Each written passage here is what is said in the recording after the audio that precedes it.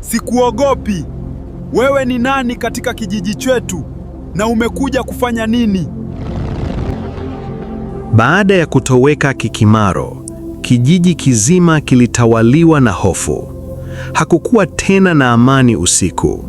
Kila mmoja alijifungia ndani mapema na hata moto wa nje haukuwashwa kama zamani.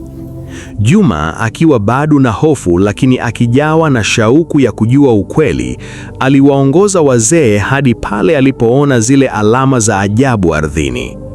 Wazee walizitazama kwa makini, wakaanza kunong'ona kwa lugha ya zamani ambayo vijana wengi hawakuielewa. Mzee mmoja aliyeheshimika sana, Mzee Mwakalebela, alitoa uamuzi mzito. Huyu si mzimu wa kawaida, alisema kwa sauti ya chini. Huyu ni kiumbe aliyejificha ndani ya mwili wa binadamu na huenda aliletwa hapa kwa kusudi maalum. Usiku huo huo, walifanya tambiko la jadi ili kujilinda. Walichoma miti maalum na kunyunyiza dawa za asili kuzunguka kijiji. Lakini walipofika katikati ya ibada, upepo mkali ulivuma ghafla. Moto ukazimika kwa nguvu isiyo ya kawaida.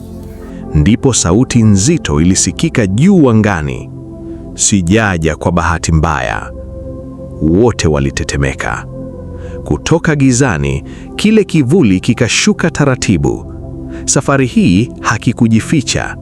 Kilikuwa kimechukua umbo la Kimaro, lakini macho yake yalikuwa mekundu kama moto, na mwili wake ulionekana kubadilika kama moshi.